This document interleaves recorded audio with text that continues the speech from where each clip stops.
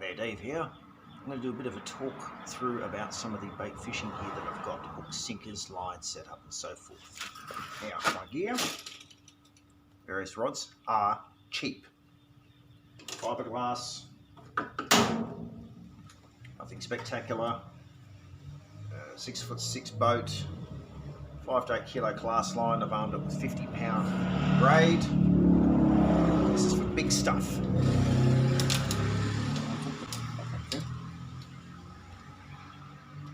Normally, I go out with a fairly large sinker. I'm not sure the size of it. If it's a 3 or a 4, I don't know. I sort of pick a sinker and hook her onto it. It's kind of dumb, I know.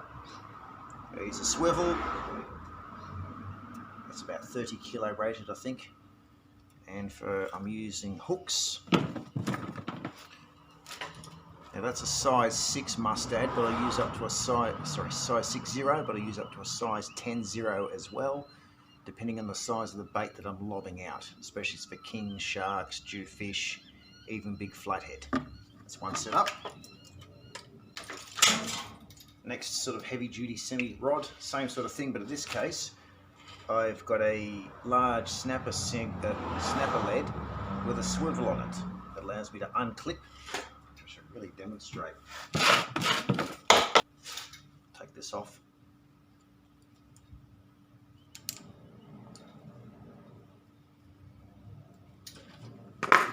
Remove the sinker, and then I go to what is essentially an unweighted bait. It's a size 10-0 hook, mustad. Very nice hooks, very strong, very sturdy. It's my second heavy setup, also with 50-pound braid.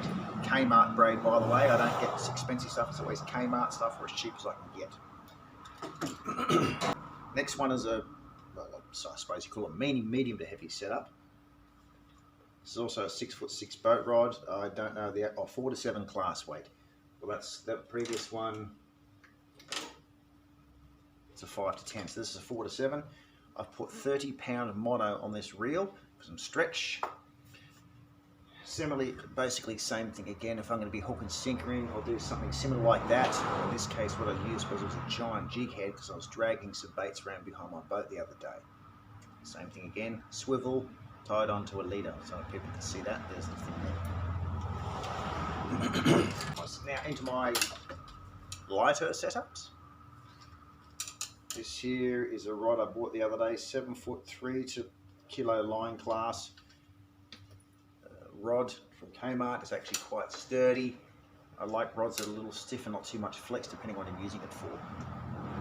10-pound mono on that. Now for most setups, for salts. Oh, had it tangled, didn't it? How's it tangle? What I usually do is I usually pick where I'm going, the depth, and I try and estimate the sinker size. Once again, I don't know the size of the sinkers. I do apologise. But it's generally, if it's too heavy, I'll change it to a lighter sinker. If it's too light, I'll change it to a heavier sinker. There again, I've got a swivel from the main line, like the rest of them, going to my leader. Most of the time for bait fishing, I will use 2.0 long shank. Sometimes I use a number 2 long shank. It's just simply a smaller hook. Might increase my bite rate, hard to say. I usually just chuck baits out and wait. That's my first sort of semi-light setup, as it were, for bait fishing. Other setup, still work on this. This is a good example because I was using this the other day out in the Nepean, and how on earth has it get tangled it beyond me.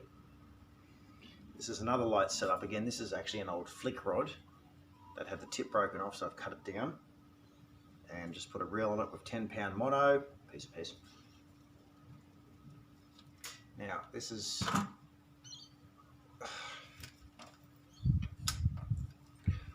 what I've been using this setup to catch my mullet from the Nepean. It's just there, this is the line, tied to a swivel, and I've just tied another piece of 10-pound line. For bait hooks, that's a size 10. Nice and small, very sharp. Don't get them caught in your skin. I have in my hand, and it required a trip to the hospital to get it cut out. Now with this setup here, obviously with this, I use these clip-on floats. A springy thing. Clip-on float. There we go. And that basically hangs the worm down under the water, and as it drags behind it, it follows it. If I want to adjust the depth, these things are good, because I can actually clip it up there.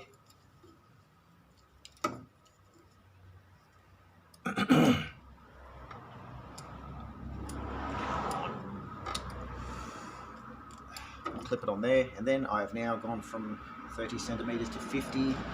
I can just stretch along the line down to 1 meter deep for my bait catching. Depends really what I do. That is that line. Also with this 10-pound rod, I use this as well for normal bait catching, for normal catching bream and flathead. Essentially I go the same as the other setup here. Sinker to suit, leader length.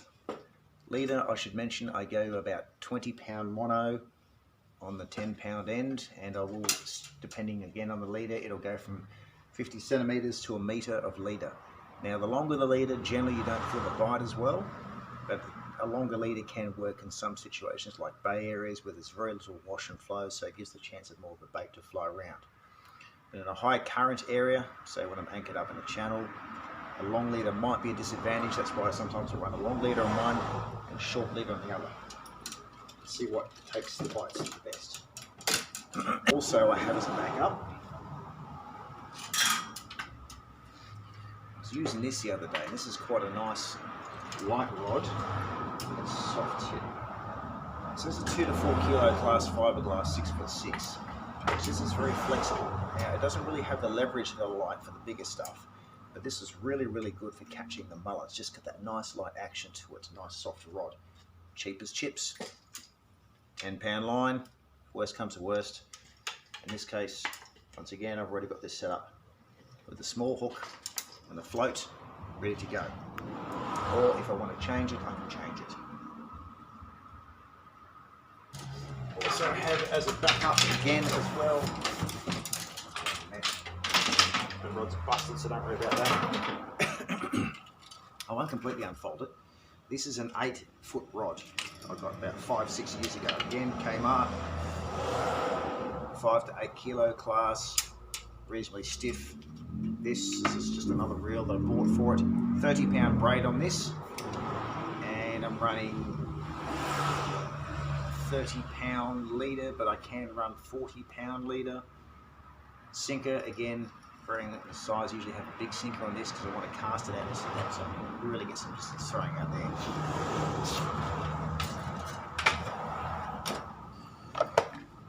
So my sinker box setup is not very interesting as so much, but it's obviously a selection of swivels. It's a selection of hooks, anything from a 2-0 down to a number 2, plus some number 6 hooks. So if I want to go bass fishing, number small hooks are good, or also just want something to catch something a bit smaller. Plus my infamous, well actually down here, it's the size 10s, little small suckers. Plus I have some 3/0s, which come as a nice medium size, and of course I must add 6/0s, and I don't have a 10/0 on this, but it's on that line. Sinker size varies. Again, I usually just go out and buy some sinkers. There's a nice big one there. Moving down to something smaller, getting how far I'm fishing, how deep I'm fishing, how much current I'm fishing. Over one. These, like a small, just under a pea-sized sinker. These are actually quite good, and these handy, these small sinkers. If I'm throwing squid jigs, I'll put them on the end of the jig because I want to sink to a different depth, or if I'm fishing in current, I lob these on my squid jig line and toss it out there. That is basically about it for my bait fishing stuff. So again, I normally use 10-pound line, 20-pound mono leader.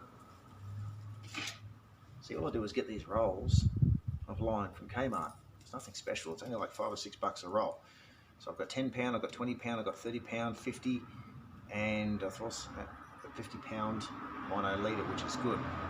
I do use some fluorocarbon sometimes, and I can't find my other one. That's something I got recently. I actually just found this the other day. That's 10 pound leader. See how that goes. That will be good for my 6 pound flick rod and the 10 pound of that. So that for that one.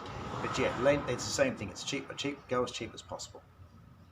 So I get myself 10 rolls, 20 pound line, 30 pound line, 50 pound line. Use that as leader length. You can use the cheap fluorocarbon as well. Use 40 pound. It has been working quite successfully. Once again, everything bought from Kmart or BigW, even the braid on the bait gear. On the flick rods, that's a different story. But on the bait gear, just cheap stuff, and it's been serving me very, very well for years. People say, why don't you get a more expensive rod and reel? Well, why bother? I just bought a new rod the other day for $25. My old rod and reel gave up after 4 years, and it cost me $20. And also just buy cheap. It doesn't have to last 10, 15, 20 years. It just lasts, and it's cheap enough, and it's more effective and simple enough to do so. Bait fishing, go cheap. Realistically, you don't need a $300 rod to catch bream, is my opinion. Especially on bait, you just need a decent line, 6 foot, 7 foot, 8 foot, depending if you're fishing from shore or from boat. 10 pound line, up to 15 to 20 pound line, depending how big you're chasing your gear. Leader again, I normally try and make 10 pound stronger than the main line. 10 pound line, 20 pound leader, 20 pound line, 30 pound leader, if that makes sense. Hooks and sinkers, again, cheap. You're only bait fishing. Cast it, chuck the bait out, sit there, put your feet up, relax. That's realistically it. I do have a selection of various floats as well that I use. I've got that one as well, which is sort of feed the line through, then hook the thing in, and then floats away. My favourite though is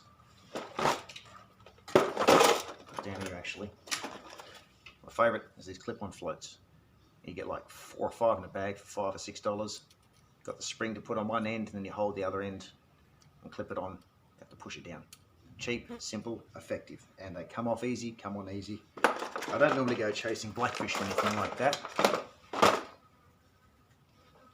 I think that basically covers it for generally what I do for bait fishing. Nothing spectacular. You've seen the videos, you've seen what I've been pulling in. With the exception of obviously the lure rods, which are also old and cheap, but again, I'm not going to talk about them much today. It's just really simple gear to use. You don't need anything special. Just get out there, chuck some bait out, put your feet up, sit back in the sun. Who knows, you might land yourself a couple of great fish. Thanks for watching.